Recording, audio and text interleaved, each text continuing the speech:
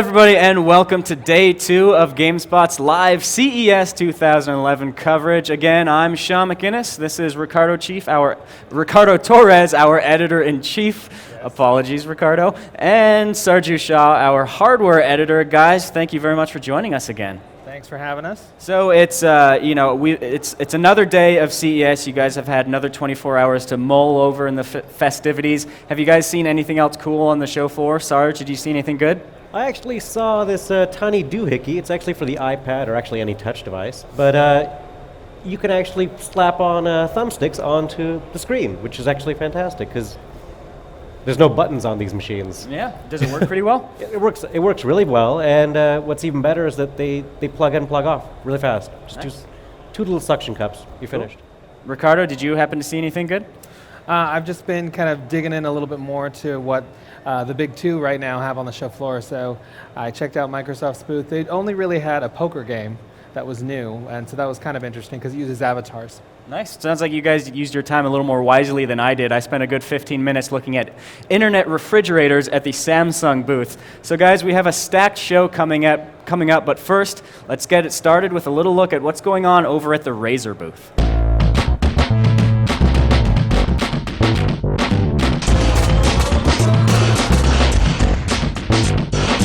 We're here at Razer, and Heathcliff Hatcher's going to tell us about their 3 new products. Hi, one of the things we're announcing is our Switchblade Concept PC. The Switchblade Concept is kind of a technology revolution in gaming for us, and the whole idea there is giving the customer the ability in a small form factor PC to actually change the way they look at playing game titles. So as you can see from looking at the demo and display, the Switchblade will allow the keys to change with your favorite titles as they come up and run. So let's say you're launching a title like Worlds of Warcraft, Worlds of Goo, Dota. The keys will cycle through and allow you to have a smaller set of form factor keys, but actually have only the controls you need to actually play the game. So that allows you to take gaming experiences on the go, on the fly, and really, keep the form factor small. So what kind of hardware powers this Switchblade? So we're not actually announcing any of the technical features on it besides it's running an Intel Atom processor. We actually are working through the whole system of designing all of the features of the Switchblade. Of course, it offers a USB port, HDMI, 3.5 millimeter jack for headphones, etc.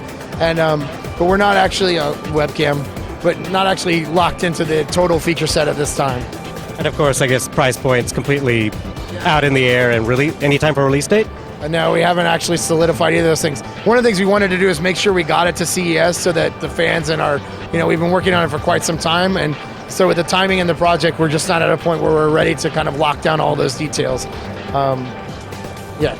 And you also have a mouse in your hand. That's the Naga, right? Yeah, the Naga Epic, which is our wireless version of the #1 selling mouse on the market right now.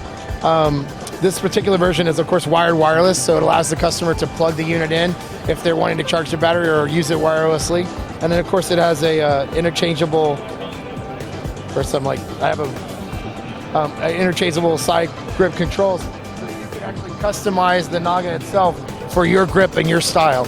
Of course, it uses our 12-button control scheme, so you can easily map all the controls in your favorite MMO title. And of course, we support custom profiles within the Naga itself and add-ons for specific titles that are out on the market. So we're really excited about it, and it should be shipping pretty shortly. Any price point on that one? It's $129 for the Naga Epic and $79 for the original Naga. And my personal favorite is actually the Onza, the Xbox 360 controller. How about we check that out right now? We're actually demoing 2 of our console products right at the moment. So this is the Onza Tournament Edition. It actually allows for adjustable tension on the thumbsticks to allow you to have the same precise amount of control you would like for each of the thumb controls, whether it's your walk movement or your fire and your favorite first-person shooter. We also have a multifunction button control, which allows you to remount button controls directly to the multifunction button. So you can easily just hit the remap button, punch the control that you like, and it'll instantly remap to that multifunction button. Of course, it has a really nice grip. We've moved the start and back button down, so it's a nice clean interface. And we've redesigned the D-pad, so you have a custom control with a nice tactile feedback. Micro switches like you'd see in your favorite mice and gaming products. So really a unique and customized feel for the Onza. We're also showing the Chimera, which is our new 5.1 Dolby Digital surround sound headset. The Chimera, it's wireless, and that's for the Xbox 360 as well. And what are the price points on the Onza and the Chimera? The price points on the Onza is $49 for the Tournament Edition, which offers the adjustable thumb tension and the illumination, and the Standard Edition Onza, which is $39.99. On the 5.1 digital version of the Chimera, the headset is $199, and on the Stereo Edition, it's $129. Folks, that was your look at the Razer booth over on the show floor. One of the things over there that really caught my eye was that portable laptop, or the little netbook there with reconfigurable keys. Ricardo, I know you're always talking about when you buy your next netbook, is it going to play WoW? Do you think that might be the device to do it? I wish it would, but it's running an Atom, so I kind of don't think so. Sarge? Yeah, the Atom's not really powerful. I'm really hoping they swap something out. Right now, it's actually both those models they have on the floor are literally hand-built. They're pretty far from production, so hopefully they can actually toss in something a little more horsepower in there. At the very least, that whole interface looks like a major step forward for portable PC gaming, right? Oh yeah. Definitely. So moving on from PC gaming to console gaming, let's take a look at PlayStation Move Heroes right now.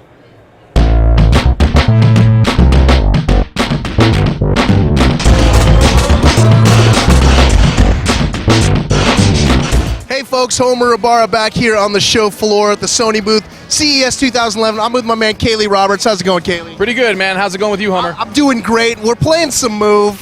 What do we got going on here? Well, we're really excited. This is PlayStation Move Heroes. This is a new title coming out of Nihilistic.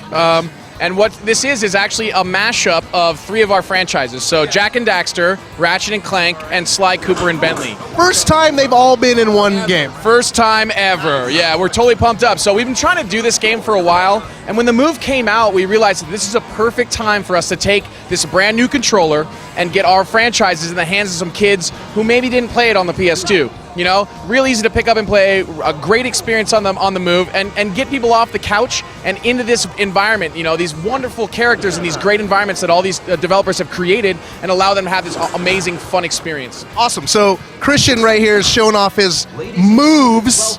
No pun intended, obviously. Right. So what do we got going on here? Looks like he's playing as my man Sly Cooper. Yeah, so basically what this is from the ground up we built this game for the Move. And what it is obviously these are all 3 galactic heroes, right? They're all heroes in their own adventure, right?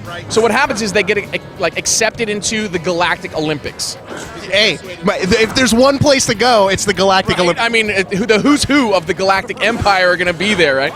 But the cool thing about it is obviously they're heroes. So they kind of as they're playing, they notice things aren't right. Something's going on behind the scenes, and so you'll kind of play through the game as these awesome little stages, but there's still a great story arc that's combined with it. So you're going to go through and have a great, fun consumer experience if you just want to play the storyline. But then we are going to have some cool challenges for those hardcore players who want to get lots of points, or they want to come back, and there's going to be a lot of play in the game. So from that standpoint, an 8-year-old can sit down and just go through and play bronzes and have a great time and enjoy themselves, have this wonderful story.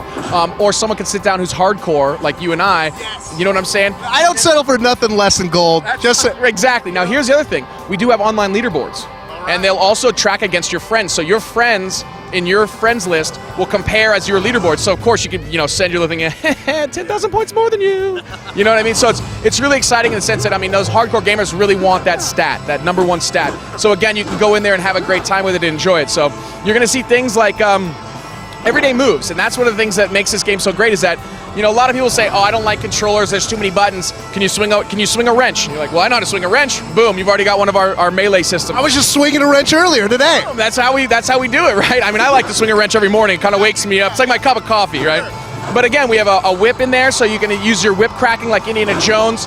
We got a great disc that you'll throw, but I don't want you to think of it just as a disc, like a frisbee disc, because you can actually control it in the air. Oh, nice. We also have some bowling, but bowling-esque, but I want you to think of it more of like bowling mini golf, because you can actually bowl and there'll be ways that you can control the thing. And again, with the precision of the Move controller, we have an open avenue of what we want to do with these kind of gameplay mechanics. And it's been a really great adventure for us to kind of come up with these and allow the end consumer to come in, do some play tests, and to see the hard work actually pay off with the smiles from the kids is a really great experience. That's super awesome. So now we got Sly Cooper with the whip.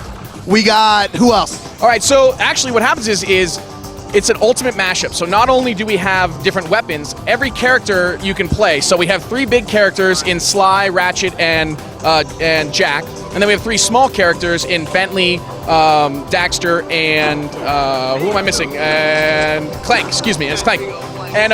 And so what this does is it allows us to take weapons from one world and give them to another user. So you'll see Jack can use a whip, Ratchet can use a whip, Sly can use a whip. Jack can use a hammer, and so you'll see these weapons that were actually brought from different games, and Clank will have a combustor, and what that does is allows the user to pick what character he wants to play, and the user to pick what weapon he wants to use. A lot of personability, obviously. Yeah, absolutely. You get to play the way you want to play, and that's awesome. kind of what we wanted to do with this game. Have a great experience for the end user.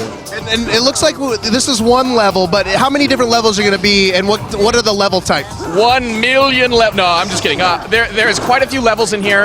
You're going to see, again, because it's a Move title, we want snippets, right? We want 5 minutes, 6 minutes of gameplay, and then you'll get some nice story arcs to go through it. But you're looking at about 60 plus levels. Awesome. A lot of gameplay there. A lot of gameplay to have fun with. Cool, Kaylee. Now remind folks at home when this game's coming out. This game is coming out soon, sometime this year. Sometime this year. Thanks for joining us. And that was PlayStation Move Heroes, Kaylee Roberts. Christian, thanks for showing off, buddy. We got to give him a little shout out. Look at this guy. Look at this guy. All right, more from the CES show floor after this. And there you guys have it. That was your look at PlayStation Move Heroes for the PlayStation 3. Ricardo, one of the big advantages that Sony has over Microsoft is that they have a lot more cuddly mascots than the Xbox does. Do you think attaching those friendly faces to the PlayStation Move is going to help drive that hardware forward? It always helps with any mini-game compilation if there's something familiar, and these are all like very family-friendly characters, and that's kind of the big push for the Move.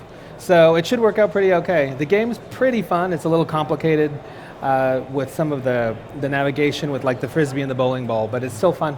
Cool. So while those mascots are all very familiar, we're going to go to check out a company right now that I'm honestly not very familiar with. It's a company called Skunk Juice. I don't know what they make, but I think we're all about to find out right now.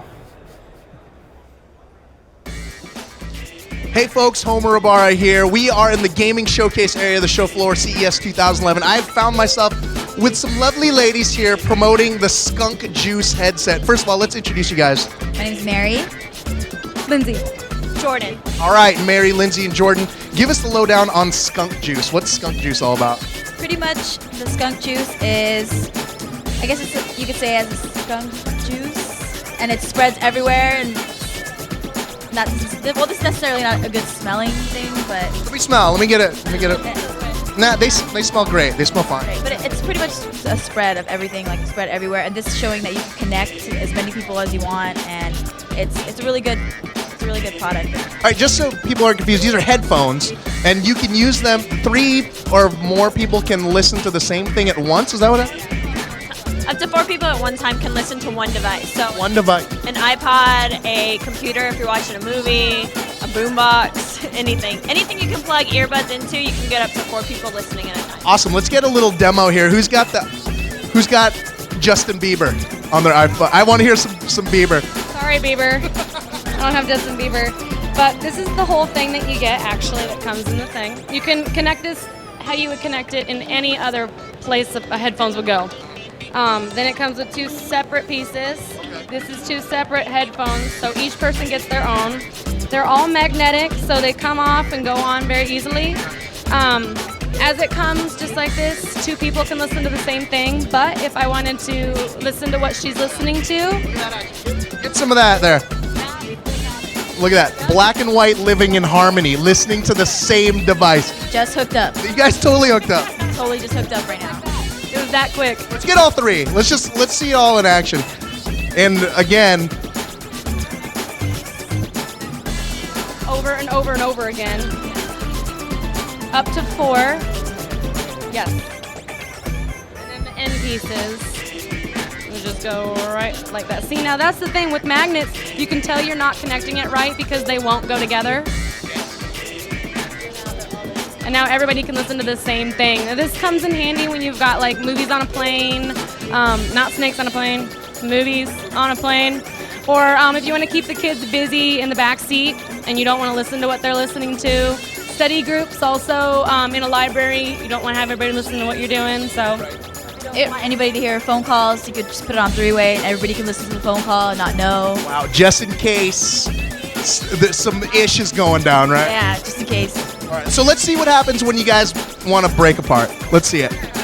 and another nice reason why it's color coded. Could get complicating, you know. All right, so who's listening to Katy Perry now? Are we all listening to Katy Perry? Whoever has the iPod hooked up is listening to That was you. That's me. I'm listening to Black Eyed Peas now. You got Black Eyed Peas? All right, better choice. All right, well, that's Skunk Juice, because you're spreading the love, as they like to say. Better than, obviously that. All right, folks. Thanks for joining us, ladies. Skunk Juice, the headphones. We're going to be reporting more at the Gaming Showcase Pavilion area here at CES 2011. All right, guys, that does it for your look at Skunk Juice. Sarge, did that live up to your expectations for the name? I actually had no expectations, and I'm pretty surprised by it right now. I actually want to check them out. I was hoping for like an anti-theft device that, like, let's say your phone or your computer is stolen, and then it makes your computer smell terrible, so that the person who stole it can't use it. I mean, I might submit that to a company, maybe, I don't know, Logitech or something. Maybe they'll make that. Who knows? This is the place to do it. This is absolutely the place to do Dreams it. are made here. All right, guys, so coming up next, we're going to take a look at something called RoboBuilder. Let's have a look.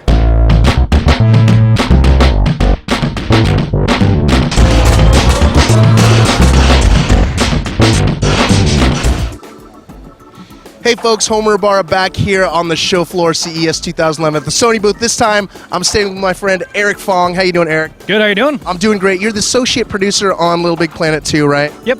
All right, so you guys are showing off. Well, the game is pretty much complete, right? Pretty much done. It better be. It's shipping in 2 weeks. Shipping in 2 weeks. Should be in stores in 2 weeks. All right, so January 18th, right? From is that 2 weeks from today, or 2 weeks from Tuesday. 2 weeks from Tuesday? Okay. A lot of people anticipating this title. What do you guys? Is there anything new you guys are showing off here at CES, or is it mainly just to promote the game? Mainly to promote the game. We've got the entire game here. If you want to come down and have an advanced preview of the game, it's right here. All right. So obviously, this is a title that's heavily driven by community, and since the beta release, have you guys seen some levels that you guys were really just blown away from the community that have created a bunch of stuff? Yeah, I think that's the amazing part is we're constantly impressed by what the users come up with. I mean, no matter how creative and how brilliant Mutant Molecule is, they don't compare to the entire collective of users out there that can create stuff that they've never conceived of, never intended to have happen. There are things like fighting games. There are first-person shooters. There are racing games, of course. You've got the same platform levels as Little Big Planet 1, but they've just really taken it to a new level. Little Big Planet 1, they really sort of cheated the system, created things like side-scrolling shooters, something that we had never intended. And it sort of let us know that people wanted to create more than just levels. They wanted to make entire games, and that's kind of what Little Big Planet 2 is dedicated for. That's super awesome. So now let's take a look at the game here. Now, is this one of the prepackaged levels from that is designed by Media Molecule producers, or is this a community one? No, this is a part of the story level. This is actually the boss level from the second area. Okay. And I think this might be the first time that we've actually shown it in public. Oh, nice. At least I have, yeah, definitely. Okay. So what's the goal here? What is he trying to destroy? He's got this giant mechanical spider shooting laser beams at him, and he's just throwing cake to take out the little brain that's attached to his weak point. And he's got to time those jumps. Got to time the safe areas. So like right now, he's got to jump up to this next platform and quickly run over while his mouth is open and try to hit that weak point.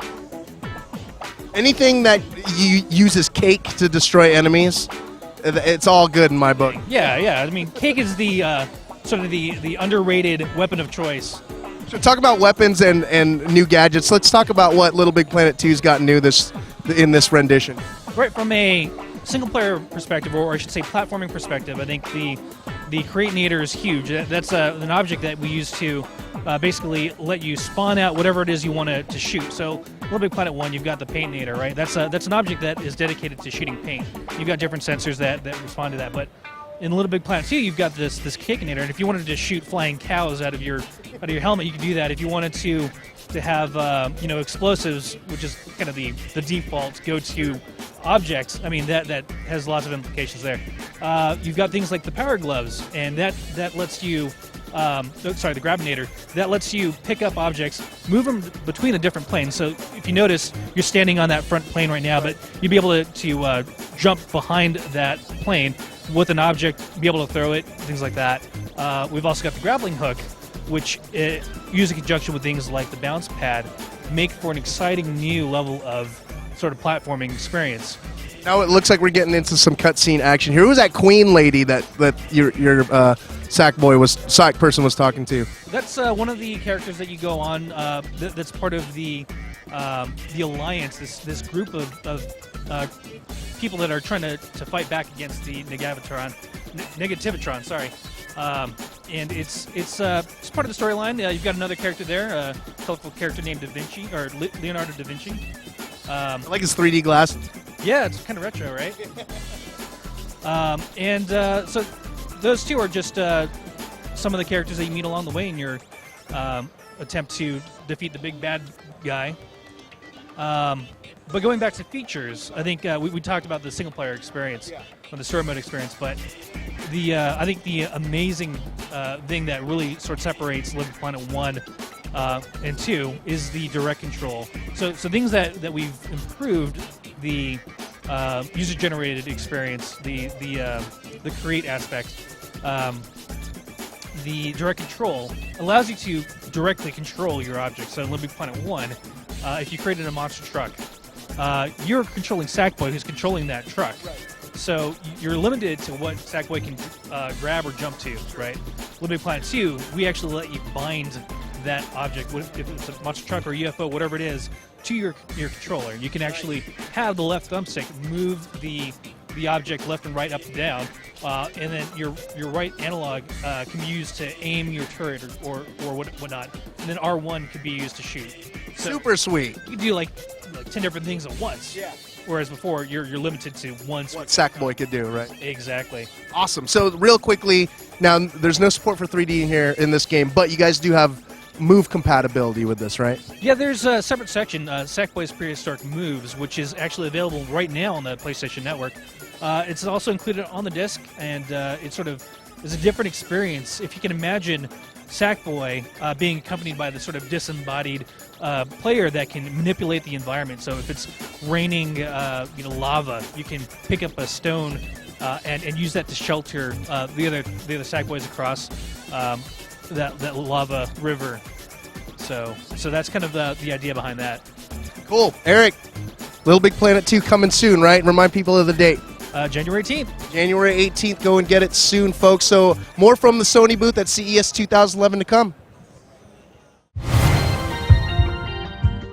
All right, folks, apologize for that goof. That was obviously Little Big Planet 2 and not RoboBuilder, but Ricardo, fortunately, the creation tools in LBP2 are so powerful that you could conceivably make your own friendly robot pet and call him RoboBuilder, right? This is very true. Have you, did you guys see the person who made that fully functional version of the Windows XP operating system in Little Big Planet 2? Yeah, it was awesome. That was totally insane. Sarge, you plan to make anything cool? A blue screen? just the blue screen. That's all. That's all you've got. All right, guys. So up next, we're actually going to find out once and for all what RoboBuilder truly is.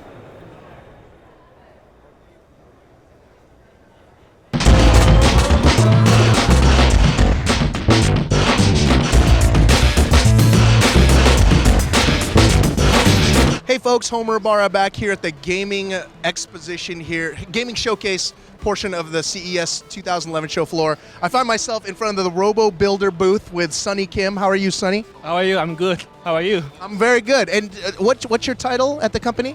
I'm the sales manager in a RoboBuilder company. I'm in charge of all the overseas sales managing. Okay. Well, let's get into this a little bit more. These are robots. This is a kit you can buy, right? Yeah, that's true. That's right. If there's one thing that's lacking here on the show floor, besides 3D, I say that sarcastically, but is robots.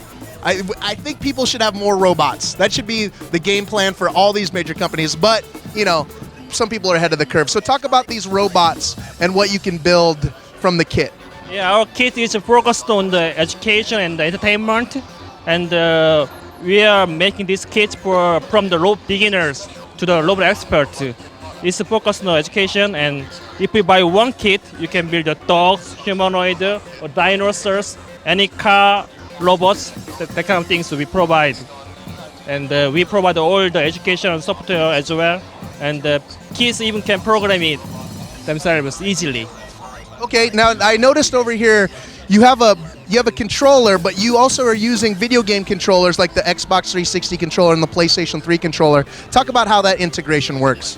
Yeah, actually the Microsoft software robotics studio supports our robot, so our robot is compatible with Microsoft.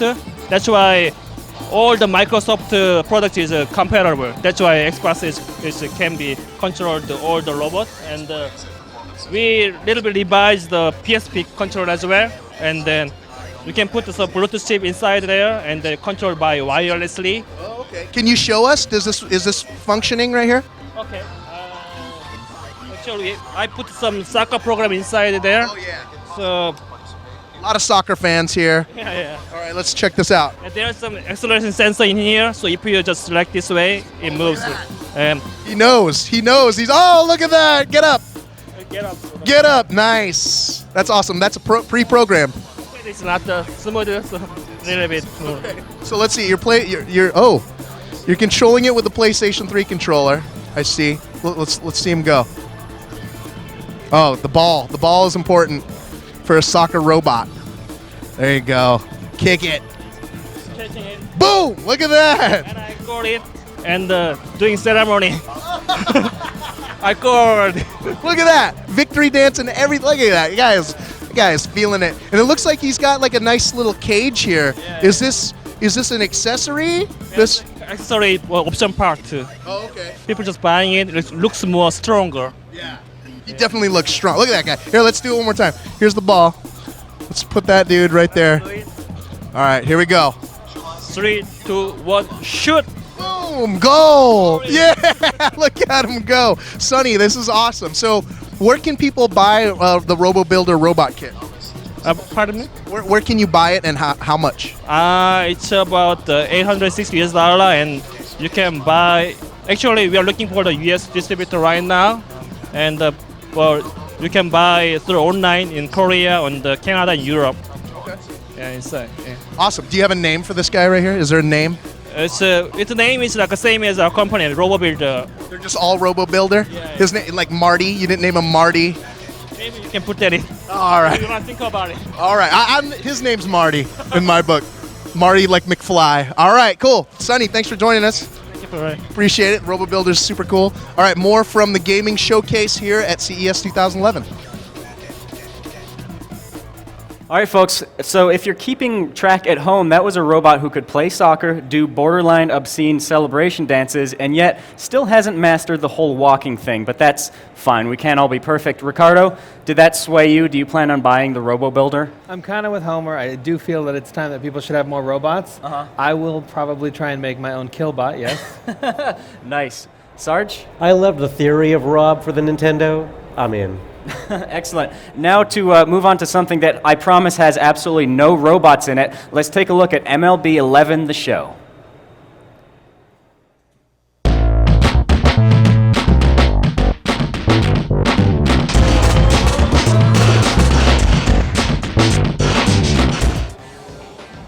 Hey folks, Homer Ibarra here on the show floor of CES 2011. I'm with my man Ramon Russell, community manager at MLB Development, right? Yeah, community manager for MLB The Show development team. All right, so we're here at the Sony booth, obviously, and last night's press conference was all about 3D, but one of the games that is kind of a flagship here at Sony is MLB The Show, and you're showing off the latest rendition. Why don't you break down what MLB 11 The Show's got to offer this year? Well, this year we had 3 real high-level goals we wanted to hit on. The first one was giving you a brand new way to play the game. My second major goal was to give Road to the Show a giant facelift. And our third major goal was to make the game more accessible to new users or users who aren't as familiar with the franchise as our hardcore audience. And so by giving you new ways to play the game, we've done that with our pure analog control scheme. And we have pure analog pitching, we have pure analog hitting, and we have pure analog throwing in the outfield. And it's a brand new way to play the game. It's really interactive. It uses the right analog sticks. If you're a fan of the old control scheme, that's fine. Those are still in there. We didn't take those out. With Road to the Show 5.0, we've done a major change with the way the mode entirely works. The big change is one is the way you start out the mode. It starts with our interactive slider set. So you choose the type of guy you want to be before you even jump in the game. From that, it goes on to the player performance evaluator, which happens in-game, in real time, and this is how we give you training points, and this is how we send you into training modes. And our player performance evaluator looks at your at-bats or your batter's face as you're a pitcher. So if you're a pitcher and you can't hit your spots, you have terrible location, we're going to send you into pitch location training. It works vice versa for a batter. Let's say you're a batter, you're a first baseman, and you keep making terrible contact with the ball, we'll send you into contact training, and we'll give you your training points based on how you perform in those modes. Our last goal was making the game easier. We've done that with our user settings. As soon as you turn on the game, the first thing we ask you is, are you a novice guy, are you experienced guy, expert? If you're a novice guy, play on the easy setting and we'll walk you through how the game works. We'll show you overlays and we'll give you some tutorial modes to help introduce you to the franchise so it's not so daunting, because our game has a ton of options. And that's just a very, very quick overview of what's new in MLB 11 The Show. All right, so now we're looking at, obviously, for Giants fans there, we got Timmy Lincecum and the hometown heroes against the Texas Rangers. Now, this game is real true to life. What have you guys done to revamp, besides the obvious 3D compatibility, to really bring out the life of the game? A lot. We have dynamic night transitions now. Last year we didn't have that. If you were playing a night game, by the third inning it was completely dark. Right. This year in the third inning, it's not even dusk yet. It's a slow transition, and you'll see that dusk, the night transition. You'll see the sun setting in the background. You'll see the clouds. We have dynamic cloud coverage now. You'll see clouds at night. Last year you wouldn't see clouds at night. We have rain.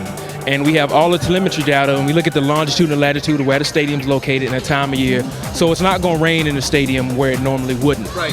We have brand new player models this year, and we think that just adds a new aspect to the game and how it visually looks. We've also added tons of new animations. We've added tons of new cameras. We have every broadcast camera in real life in the game. So if you're a Giants fan and you're watching a Giants game, you can play from that camera. If you're a Texas fan, you can play from that broadcast camera. Got you. All right, so now we're here at AT&T Park. Now, this is the first MLB The Show that is going to support the 3D, the 3D vision, right? Exactly. All right, so I know you folks at home can't do this, but I'm rocking the spiffy shades. If you can't see it, this is like the legit, not from the theater plastic jobs. Russell, why don't you show me the 3D action in full effect, just so I can tell the viewers at home how dope it looks. Well, it's very simple. You turn on your 3D glasses, you just go into our game, and you go in audio video options. We have an option for 3D. Look at that, enabled, boom. And 3D is enabled. All right. Takes a second. Takes a second for the TV to reset. All right. All right, you want to save that option, and now you're watching the game. There it is, full 3D action. Actually, you know what, my goggles aren't on. Let's see. Turn on the little nifty thing. All right, what about now? Boom, look at that. The Giants in their full glory, World Series champs 2010. Russell, thanks for joining us. Or Ramon, sorry. Thanks for joining me. I'm going to make way with these glasses, maybe not. All right, I'll put them down. Anyways, that's MLB 11 The Show. We're going to check out more games here at the Sony booth after this. All right, thank you for that, Homer, and thank you for reminding everybody out there that your hometown Giants are the World Series champions. Ricardo, I know you're not really a huge sports fan, but that game does have 3D and it does have move support in it. Do you think you might finally give baseball a try now that it's got your favorite tech? I will, except for the part I don't have a 3D TV. But that's just a small point. So you tried it with Move. What did you think? I liked it. It's a lot of fun. You use the Move controller in the home run derby, and it's super accurate. There's this little baseball bat that they superimpose over the screen, and it picks up the most subtle movements. So you really feel like you're the one who hit that home run, or you're the one who completely missed and struck out. So all the glory and all the blame is squarely on your shoulders. So speaking of blame, I heard you were having too much fun playing it this morning. How long were you there? I was there for about 25, 30 minutes. Our friend Russell from Sony there was kind enough to let me hog the controller for a lot longer than I probably should have had it. So a shout out to Russell. Guys, up next we're going back to the PlayStation booth to check out Motorstorm Apocalypse.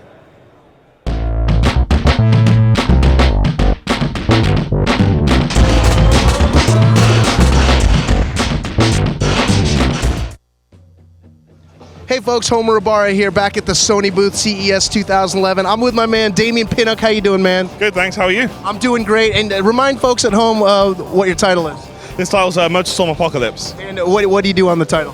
I'm basically the senior producer for SCEA for Motorstorm Apocalypse. And I work basically the senior producer. Just basically the senior producer. Yeah, just basically. All right, so you guys are showing off Motorstorm Apocalypse. Obviously, we've seen a bunch of this game in 3D, no less, with my super slick glasses. What are you guys showing off new here at CES 2011? Yeah, today basically we're showing one of the Skyline tracks called the Mile High Club. And that's the track that we're showing for CES. All right, cool. Is there a chance we can jump into it real quick and check it out? Absolutely. All right, so let's get started here. Now, obviously, this is we've seen this game before in 3D, and you know, I'm not gonna lie, I'm kind of into this 3D thing. So we'll check it out in 3D later. But let's talk about the track a little bit. Yeah. So right now, as you see, I'm playing one of the modes that's kind of like new to. Motorstorm Apocalypse actually. It's called like chase mode. So right here, as you can see with elimination, I'm basically going through some of the rooftops. With Motorstorm Apocalypse, there's basically been different earthquakes, different natural disasters that have happened. So as you can see, like I'm basically racing on top of all the buildings, and there's lots of like different rubble sort of happening, lots of different like damage that's actually happened to the tracks. You actually end up like racing through the offices, and you'll see like chairs and tables that have been knocked down, and it's pretty cool, pretty unique. Nice. Now, so you're obviously riding a motorcycle, but motorcycles, among other things, are just a smidge of the vehicles in the game. What other vehicles you can be able to race? Yeah, basically, you've got like ATVs in there. We've also added like super bikes in there as well. We've got supercars, we've got muscle cars. We've got all different types of vehicles. We actually added like a little European style feel car to it as well to help you get around to different levels and stuff. So it's pretty. Oh, wiped out. I did wipe out there. Really difficult. But yeah, this level, like in 3D, as you can see, is like really, really crazy. As I say, I've just completed round 1 of the results, so you accumulate different points, and it's like on a round basis. So it's pretty cool. Very cool. So now, let's see it in 3D. You said you were able to toggle that bad boy real quick, so let's do it. All right. So now we're gonna bust it on. Do I need to turn something on these glasses? They should be on.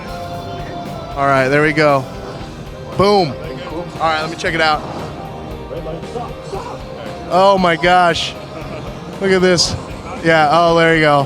Full on 3D action. I wish you guys could see it at home, but definitely another addition to the series of frenetic race car driving and motorcycle craziness. Remind folks at home when this title's coming out, Damien. This title will be coming out early this year. We haven't announced a release date as yet, but look out for it early this year. All right, so Motorstorm Apocalypse coming out early this year, according to Damien. Thanks for joining us. We're gonna roll by here on the other side here. Looks like they got more titles on display here. Infamous 2. Let's see if we can't find somebody to give us the lowdown on Infamous 2. Let's see. All right, more from the Sony booth later. We're going to try to find somebody to talk about Infamous 2. All right, guys, that was your look at Motorstorm Apocalypse. Sony spends a lot of time talking about how 3D puts you even deeper into the experience, which kind of begs the question, do you want to go that much deeper into the apocalypse? Is that the sort of thing that you really want to get into? If you're on a fast-moving vehicle, yes, it makes sense. Sarge, are you pro or anti-apocalypse? I mean, the Four Horsemen, like this. Nice. So guys, just for the record, we did get some Infamous 2 footage up on the site, so make sure to go to the Infamous 2 game space on GameSpot.com to check that out. Homer actually did find that footage somewhere. And up next, we're going to take a look at a little segment where, as earlier we mentioned, we went to that Marvel vs. Capcom 3 tournament last night. Here's the video we got out of that.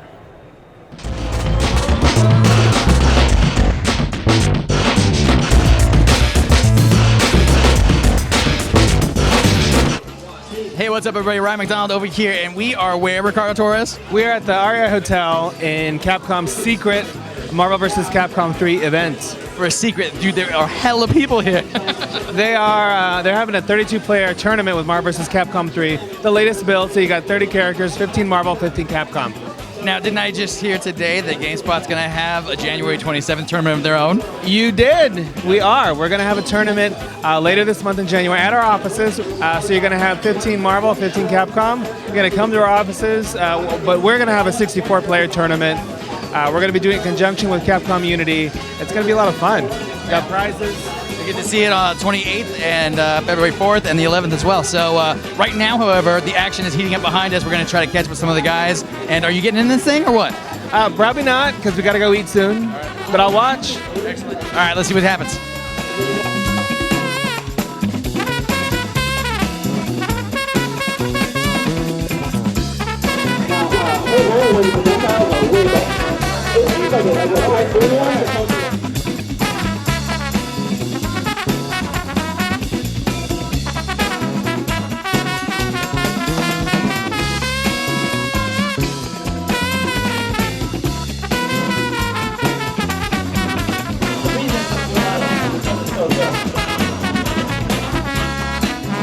You only made it one round. Did you go, like, was it a good fight at least?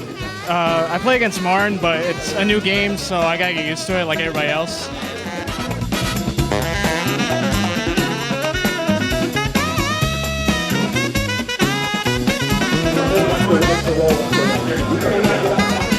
I hear you're still in this thing. Yeah, I'm still in the tournament, luckily. You know, I'm lucky. I got pretty lucky, so. Now, what do you think of this so far?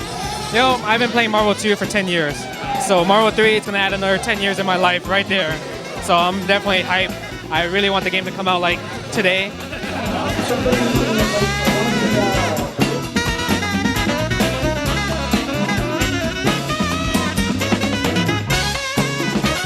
You got knocked out. What happened? Well, I started, and I think I got lucky the first round. The other guy didn't know what he was doing, and then the next guy knew exactly what he was doing, and so he killed me. But I mean, I think I did okay. I didn't die entirely too fast. So, what do you think? Have you been a Marvel vs. Capcom fan before, or what? Oh yeah, it's amazing. Yeah, the movement, the combos, they just flow right from first to the next, and the supers, the graphics, everything's really nice.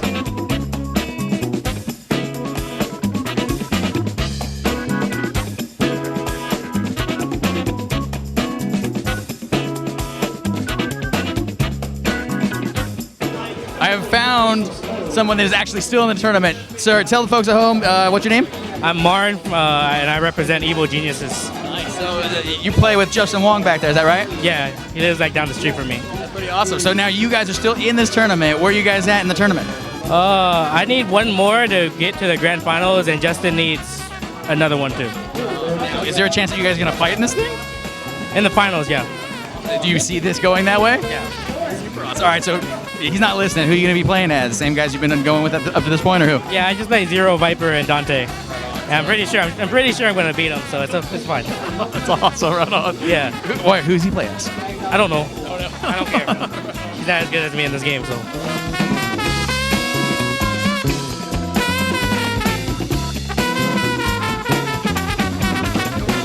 I did get lamed out.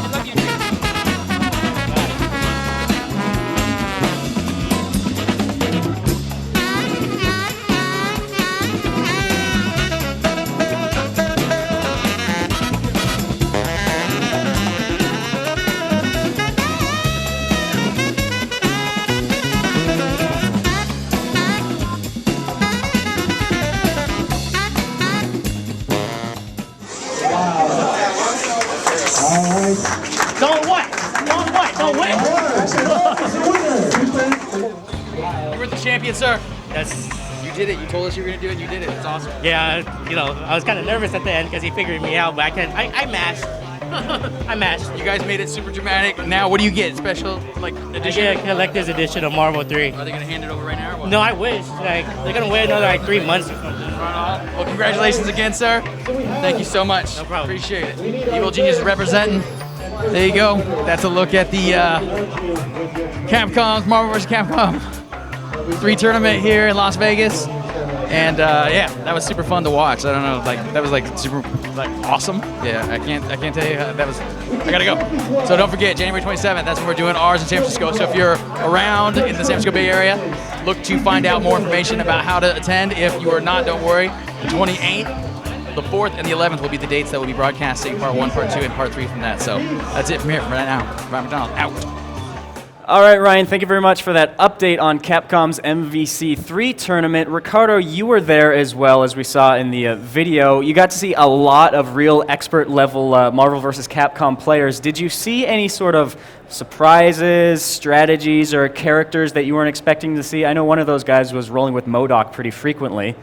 Yeah, one of the great things about the way Capcom's developed the game is they did mention that the original Marvel vs. Capcom 2 has been out, for 10 years, and there are people that know how to play that thing religiously, and you all know who you are. But the beauty of 3 is that if you have all these strategies built up from 2, they translate pretty well. Like, if you know your characters, you can pretty much take a lot of what you knew from 2 and have it work in 3, but 3 is so much bigger in terms of strategy, in terms of the character selection, and all the things you can do. It's pretty awesome. Yeah, definitely looks awesome. So right now we're going to keep the Capcom train rolling with a look at Bionic Commando Rearm 2.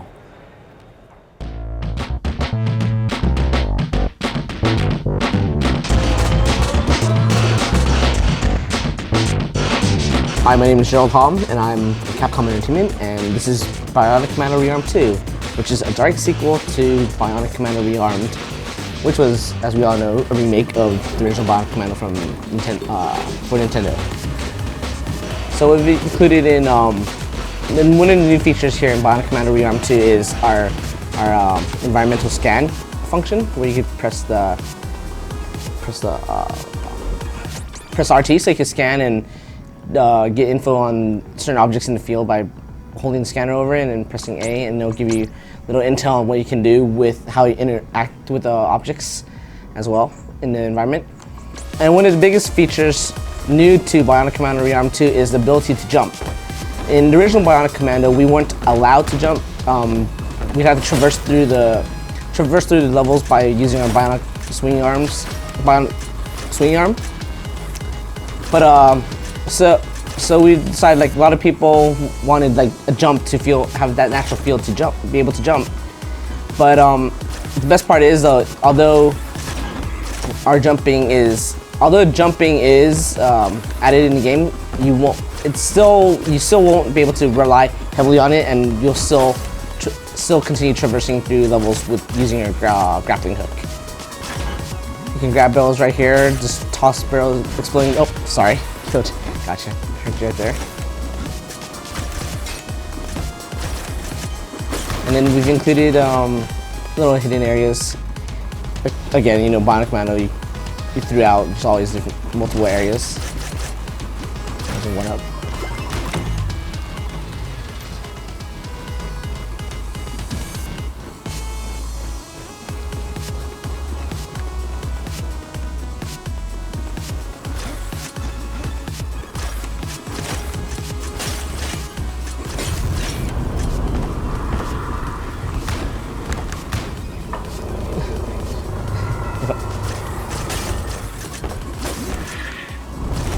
Here we go. First upgrade we have is the grenade launcher. We just by pressing the Y button to launch grenades, and so instead of being able to launch infinite grenades, making the game easier, we added a cooldown timer, so you can't just use it constantly. Give it a little bit of time.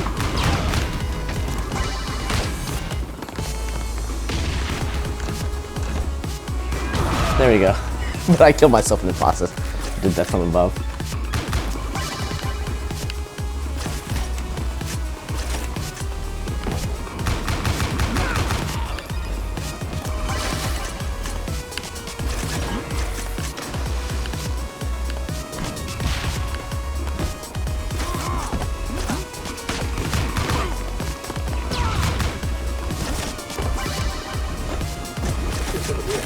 It's health.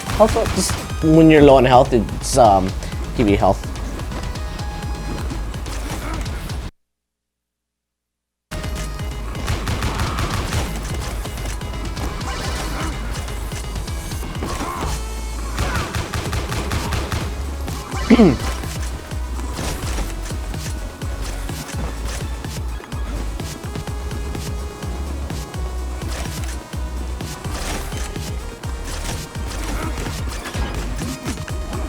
Also, what we brought back in Rearm too is when enemies are shooting bullets at you and you have no time to dodge, you can quickly release your grappling arm. Take this guy down. So, to take him down, you aim your grappling hook at his faceplate, and then he'll be knocked down, and you just go at it with your bullets.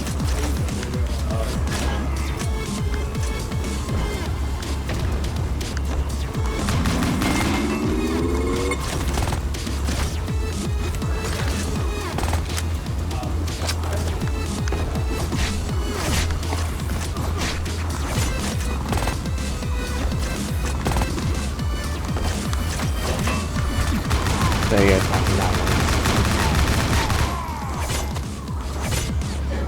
Teamwork.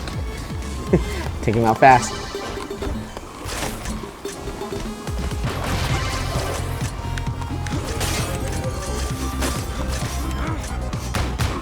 There you go. Successful death from above.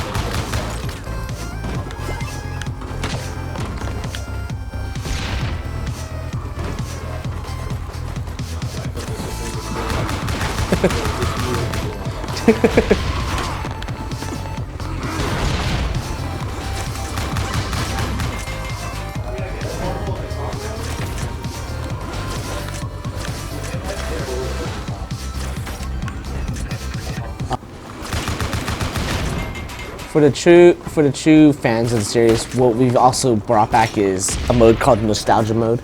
So what Nostalgia Mode is, you can pretty much play through the entire game again without the ability to jump. Huh. Yeah. Lovely. And the game will be available on PSN February 1st and Xbox Live February 2nd. For $14.99 on PSN and 1,200 Microsoft points on XBLA. When's the release date? Okay, so February 1st for PSN and for $14.99, and February 2nd for XBLA for 1,200 Microsoft points. So here in Nostalgia Mode, I guess you just grapple from here to here, whereas you can just jump, give you a little boost, and then live the level. All right, thanks to our friend Gerald from Capcom for giving us a look at Bionic Commando Rearm 2. Now, guys, if you've been watching the whole show, you know that we've checked in with a lot of specific companies on the show floor, but we also saw a lot of other cool, scattered, miscellaneous stuff, but that we didn't have time for an entire segment. So, fortunately, we took all of that stuff, put it together into one big package, which we're going to have a look at right now.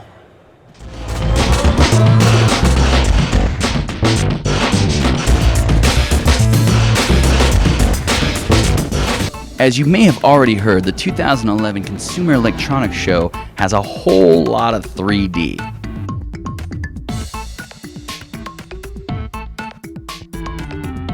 Here you can see what is currently the world's largest full 3D HD LCD TV from Samsung. Another big 3D attraction here at the show is glassless free 3D. Here's a look at the Mitsubishi booth where they are showing a 65-inch glassless free 3D TV set, which I'd say still doesn't look quite as good as what you get as using a traditional 3D TV with glasses. But what about everything else? We've been scouring the show floor, looking for the latest in home theater gear and anything related to gaming. Here's a look at the Dolby booth, where they set up Need for Speed World running to show off their new integrated voice chat system.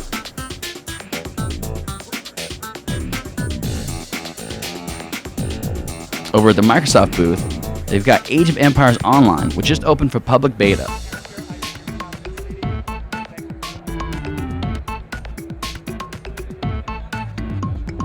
The rest of the booth has older content, including Kinect and its games.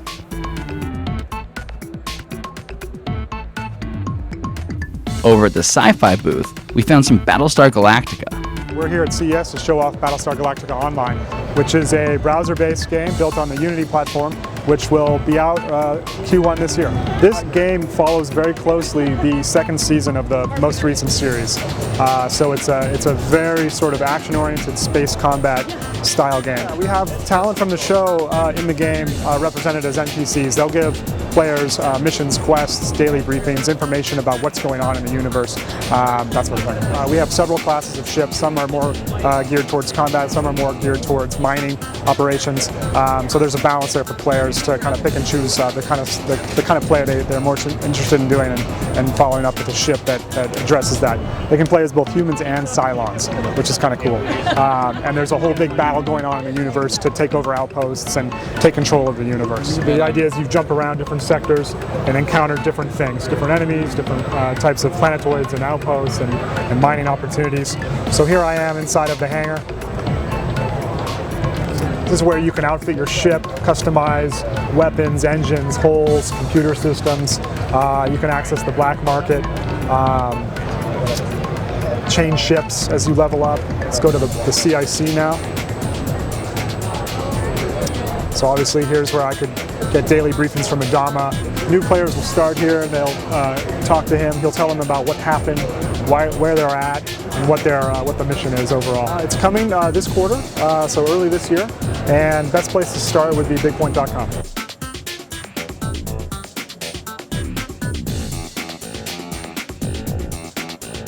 Back on the hunt for cool gear, we found some boom phones, which feature not only extra bass, but external speakers that you can activate to share the music.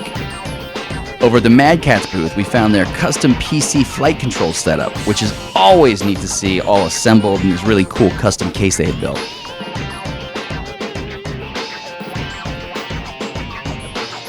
One of the new products they are showing is this wireless mouse called the Rat 9, which features total customization of its size, weight, and even a standalone battery charger. You can use this tool to adjust. So you want to move this piece forward and backwards, you just turn this screw here and that adjusts forward and backwards for how you want your thumb. If you want to adjust it inward and outward, you can, where's that adjustment? That's down in here. So you can turn this adjustment here and then this can adjust inward and outward. Also on hand was CT8 Digital, who brought along pro gamer Robert Paz as they were showing off their line of accessories. Over at the Verizon booth, Let's Golf 2 was on display since now, thanks to the service improvements, you can play the game's multiplayer in real time.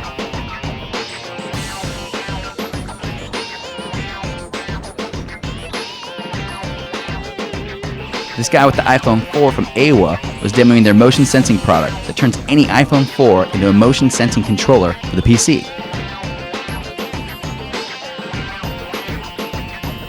In the random products that I thought were hella cool department, here's a look at a $300 remote-controlled helicopter equipped with a wireless video camera. Submergible keyboard, gun barrel cameras, cleaning robots that are totally called iRobots, solar-powered boomboxes with an iPod dock, Little remote control even? Has a remote control, yep. And then where's like, how does And then the iPad goes, or the iPod goes right here. 3D printer for $1,200.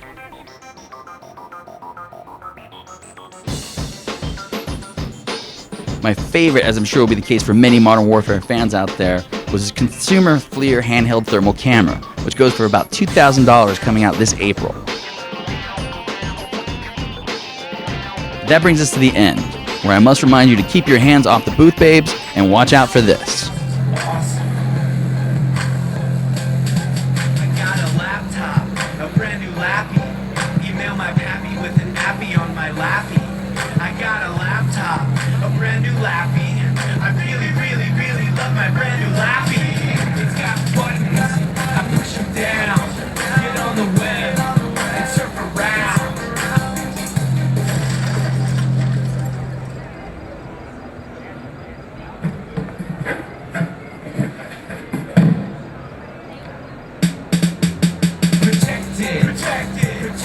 Protected. My new laptop is protected. You know, I'm not so sure that anything says CES quite as well as a guy rapping in a bathrobe, but there you go. That was a guy rapping in a bathrobe. And right now, it breaks my heart to say it, but we have reached the end of our program. So, Sarge, thank you very much for joining us. It was a lot of fun. Ricardo, you as well, thanks for joining us. Did you have anything else you want to mention before we leave? No, I think we're good. I think we got to go because we have a Microsoft event we have to attend. That's right, and we're going to have a lot of content from that on the site real soon. So, guys, thank you very much for watching, but we're not done here on the stage. Our friend Molly Wood from CNET has even more CES coverage, so stick around for that. And for us, thanks a lot for watching, and we'll see you guys later.